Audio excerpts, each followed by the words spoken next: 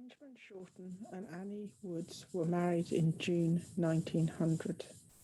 Recently, one of their descendants has donated the dress Annie wears in this photograph and other garments and accessories associated with her to Galway City Museum. My name is Róisín Miles and I am a textile conservator based in County Galway. I have been asked by Galway City Museum to conserve this material so it can be preserved and displayed. The project is possible due to the partial funding provided by the Heritage Council of Ireland. As the dress has not yet been conserved, I will talk a little about some of the material and its current condition. I will also share some of the details about the families of Benjamin and Annie. My mother, Katrina, found that researching their families was a happy distraction during the last lockdown. Benjamin Richard Shorten was born in June 1872 in Galway, County Cork. At the time of his marriage, he was living in Dublin at Cozy Lodge, Sandymount. Annie Jane Wood was born in Galway in May 1869, and after their marriage, they lived in Dublin until her death.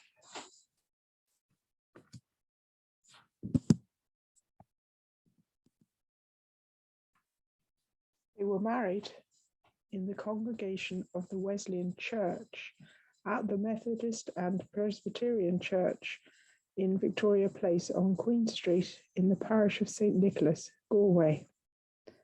The docks are very close to this building, and the Galway City Museum is just at the other end of the street on the right. This image was provided by the National Inventory of Architectural Heritage. This is a copy of the record of the registration of their marriage.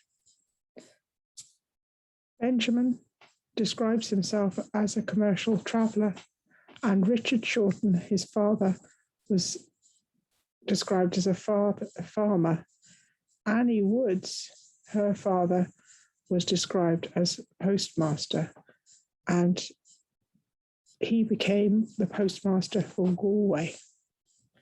The witnesses to the wedding, to the marriage, were James Percival Shorten, who was the younger brother of Benjamin, and Gertrude Woods, who was the older sister of Annie. Benjamin came from a family, he was the oldest of a family of 10, and Annie was the youngest of a family of 6.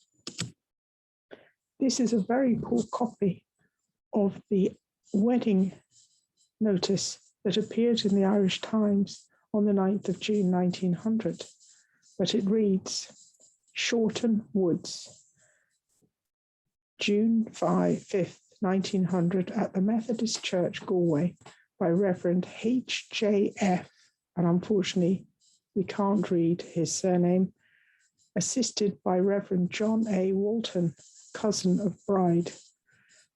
Benjamin Shorten, eldest son of Richard Shorten, Rockfort House, Upton, County Cork, to Annie, youngest daughter of the late Samuel Woods, Bayview, Salt Hill, Galway. The Reverend John Walton was the son of Martha, who was the sister of Annie's father, Samuel.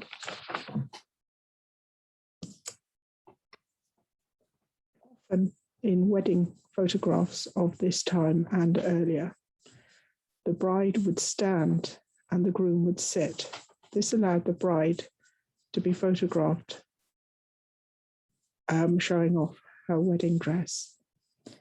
In this case, Annie sits, but she sits with her left hand displayed in such a way that her ring can be seen. This picture would not have been taken, or very unlikely that it was taken on the day of the marriage, because this picture was taken in a photographic studio. The furniture that you see would be props belonging to the photographer, and behind them is a backdrop that has been painted with a woodland scene. Their clothes are of good quality, and their attire is expensive, and they are fashionably but quietly dressed. Benjamin's suit is a day suit. It does not have tails. It is, though, interesting because it has silk inserts in the reveres or the turnbacks of the collar on his jacket, and he has a stand-up starched collar, a white cravat, and a double-breasted waistcoat, and you can see the chain for his watch.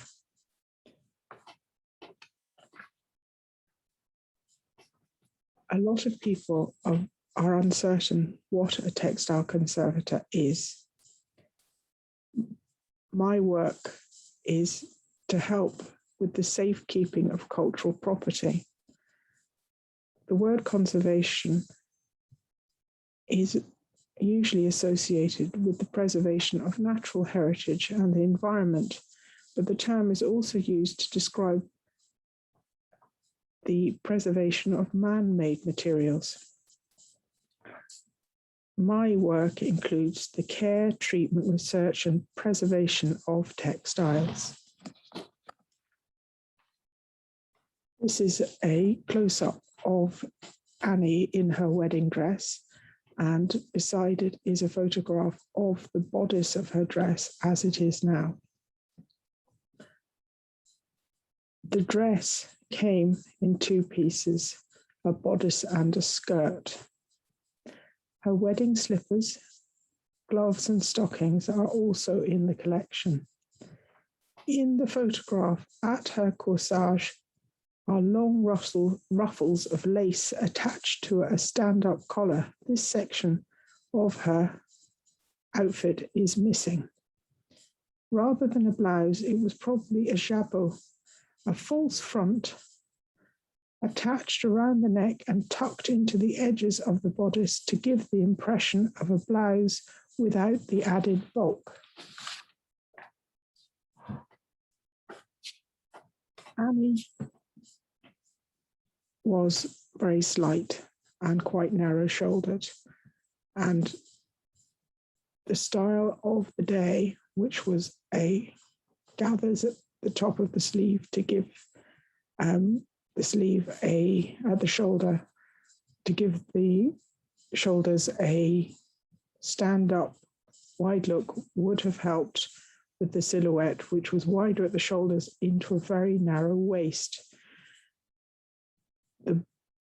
The skirt of her wedding dress has a waist of 22.5 inches. The bodice is slightly larger because this would have been worn over the waistband of the skirt.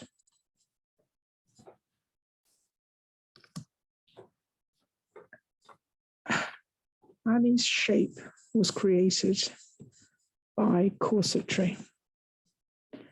At this time, a new style of corsetry had become fashionable, known as a health corset or a swan bill corset, as the effects of the more old-fashioned, or what was considered old-fashioned corsetry, and the new corsetry are shown in the advertisement on the left, and on the right is an image of an advertisement from 1901 showing the silhouette, this new silhouette of corsetry that had come in the previous 5-10 years. The health corset was an effort, supposedly well-meaning, to prevent downward pressure on the stomach, which was a problem of earlier corset shapes. It held the body rigidly straight in the front by throwing forward the bust and throwing back the hips, creating this S-bend shape, which proved to be very bad for the back, even if it did help with the stomach. There was a tendency for the metal boning in this area at the front of the waist to snap, and it was possible to buy reinforcing panels that were worn under the corset at the waist front to help prolong the life of the boning in this area. These corsets made it very difficult for women to bend from the waist, but it created this very unusual S-shaped silhouette. Skirts were worn smooth over the hips and they flared downwards towards the ground. Bodices and blouses had considerable extra fabric or bag flopping out at the waist front to accentuate this silhouette, a little like a pouter pigeon. Cascades of lace descending from the corsage were extremely popular. Day wear always had the body concealed from the ears to the feet. The little lace collar was kept in place at the neck with boning, and the arms were completely concealed, as were Annie's in her wedding photograph. Sleeves were tight at the wrist and long so that they extended half over the hand. Floppy blouses hanging over the waist in the front was abandoned by about 1908. And after this, a softer silhouette began to appear and the corsetry began to be abandoned. And by the 1920s, corsetry had become less fashionable, but girdles had become more popular. Corsets are about shaping the waist and the bust, and the hips are then thrown outwards by the narrowness of the waist. But towards the 1920s, when it was a much straighter silhouette, girdles became fashionable because they pulled in the hips, giving a much straighter silhouette. The other thing is that the hair was built high on the head and a kind of flat pancake that projected forwards almost to kind of balance out the bottom of the skirt. And although Annie is not wearing her hair in a very pronounced version of this style in her wedding photograph, in a later picture, her hair is styled with considerably more projection. And it's almost reminiscent of a style made popular by the Gibson girl aesthetic. Now, this is the bodice she wore for her wedding. This is the front and reverse of the bodice. It has fine horizontal pin tucks that run around the arms and the body of the bodice, made from the bodice is made from a heavy, plain woven cream-coloured silk. The pin tucks and most of the construction of the bodice are done on a sewing machine, but finishing, hems and edges and the lace is sewn on by hand. The sleeves were gathered at the shoulder so they stood out and would have created a wider line across her shoulders. The sleeves were tight at the wrist and lace flounces came down over her hands. There is a shawl collar with lace flounces, and the bodice is lined with silk and has an internal structure which closed with hooks and eyes right up to the neck, under the chin. This would have been hidden by the lace collar or jabot that she wore in her wedding picture. The bodice is very creased and is soiled, particularly under the arms, probably as a result of sweat being deposited there when it was worn. This is an issue with many garments, particularly wedding dresses, that tend to be worn once and then are put away, often not to be looked at for some considerable time. And sometimes when things are brought out and looked at again, there can be mysterious stains that appear.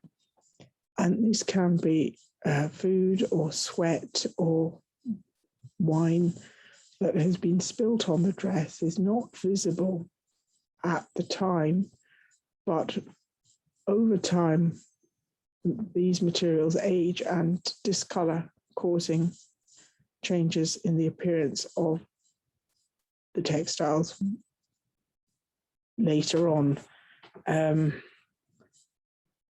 But this bodice will have to be cleaned. The soiling, it is to be hoped, will be reduced, and the creases and distortions will be reduced, and an internal mount will be made so that it can be displayed safely, and also to give the viewer an understanding of the true silhouette of the garment. Excuse me. These are Annie's wedding slippers. They are of a pump style that originally had a heavy grosgrain silk ribbon bow at the front openings. Only some of this ribbon remains. The shoes have a fine leather interior, and the exterior is a heavy cream-coloured silk. These shoes were probably worn many times and have lost a lot of threads, especially at the sides and points of the shoes. The shoes will be cleaned. The damaged sections of the silk on their exterior will be supported and stabilized with textile supports and stitching. An internal support will be made for each shoe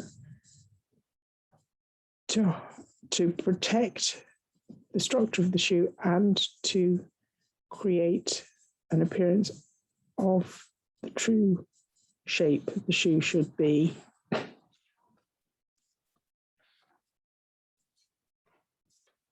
This is a blouse which may have been worn with the skirt of the wedding outfit. It is made from silk and net with purple embroidered oriental, with a purple embroidered oriental inspired faux front opening. This oriental style suggests it was slightly later, sometime around the end of the 1910s. The sleeves are far less gathered and much straighter than they are on her wedding bodice. Again, pin tucks run horizontally around the garment. This may have been the fashion, or it may have been a particular design or style that Annie Woods or Annie Shorten preferred. In the interior, a fine purple silk crepeline lines the blouse. This blouse you can see through, and she would have worn an undergarment underneath this, and only her arms and perhaps a little bit of her upper chest would have been visible when she was wearing it. The crepeline on the interior of the blouse is extremely fragile and is in a very poor condition. And there were also, interestingly, 2 yellow pieces of a plastic-like material attached inside the collar of this blouse. They may be cellulose nitrate, which is the same material as early film stock was made of.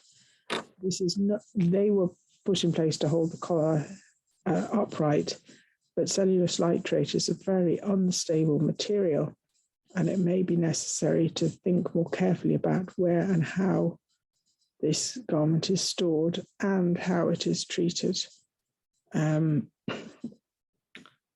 The blouse will have to be cleaned, the soiling reduced.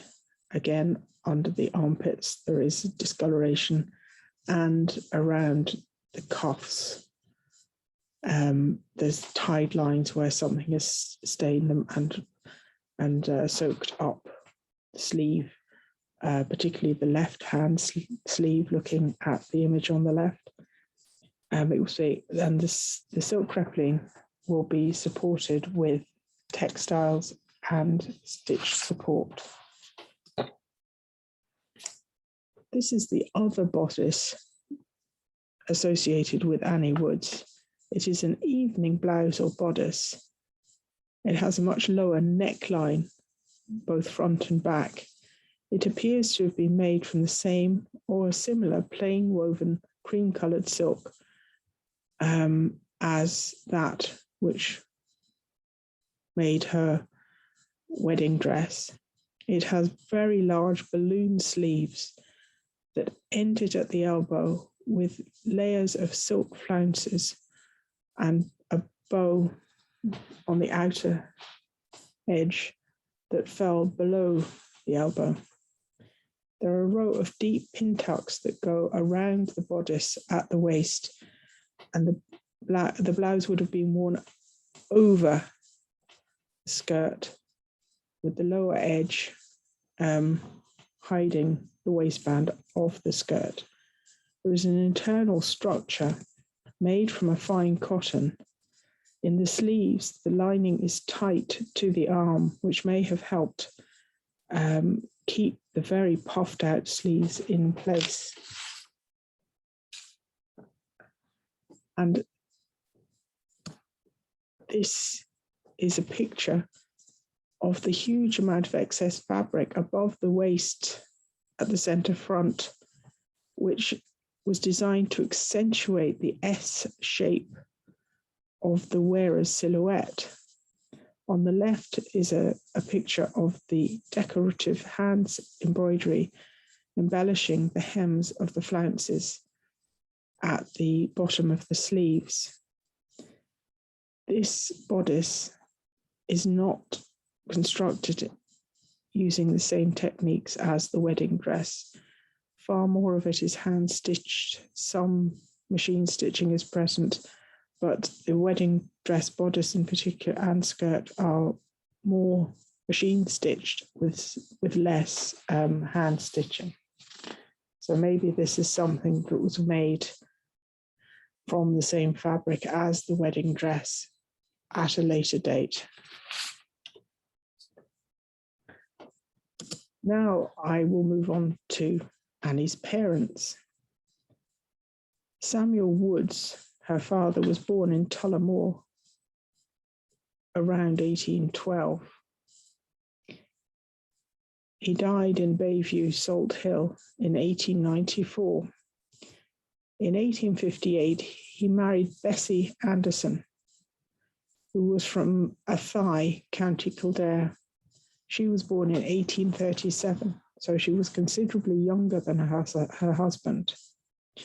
And she lived on until 1919, when she died in Dublin.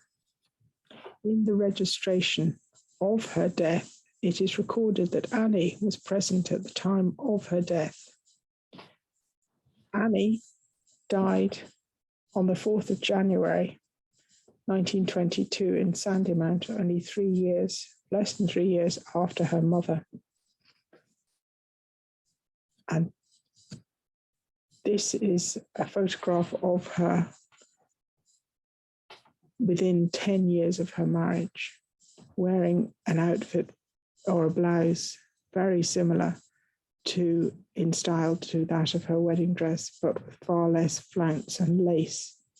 And her hair is a much more bouffant up style than earlier in her life. And looking at this photograph, I wonder if she has gone prematurely grey, because her hair seems much, much lighter than the previous image. So unfortunately, Annie died soon after her mother, and she died of influenza in Sandymount in Dublin. And this is a photograph of her gravestone in Mount Jerome Cemetery in Dublin. So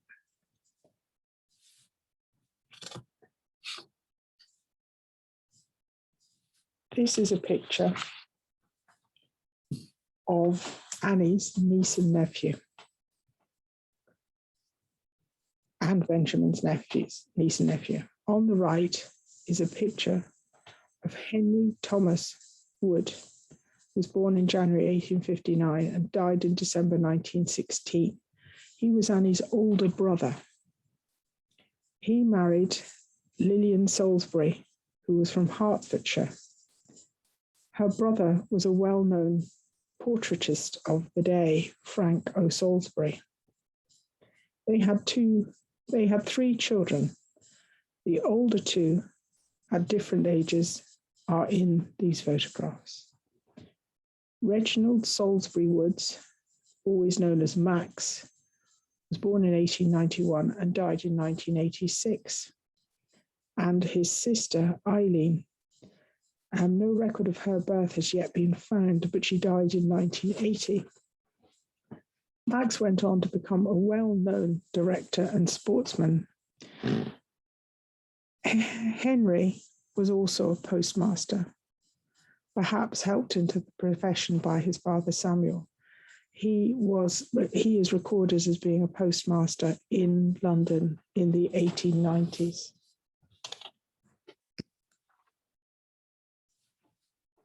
This is a portrait of Benjamin and his children, Eileen, born November 1910, Myrtle in May 1912, and Richard in October 1908. The picture may have been taken the year in 1923, the year after Annie died. All three of the children were born in Tritonville Road in Dublin. After Annie's death, Benjamin moved his family to Bedfordshire. Two of his brothers, including his brother James, who had been the witness at his wedding, were already there. And other extended family was also living in the wider area. In October 1924, he remarried. He married Mabel Sarah Salome Gilbert, who was born in 1900 and didn't die until 1988. Mabel was born 6 months after his marriage to Annie in June 1900. He and Mabel had at least one other child together. He died in Bedfordshire in December 1845 at the age of 73. He was a very successful businessman and left a considerable sum of money in his will. This is an image of his gravestone in Bedfordshire. And if it wasn't for birth records, this would be a very frustrating picture because the flowers on his grave are right in front of his age. I hope that I've been able to give you some impression of the couple in this photograph and the material now in the collection of Galway City Museum and the clothes that literally shaped Annie's life. Thank you to everyone who has assisted me in the creation of this presentation, especially the technical aspects of Zoom.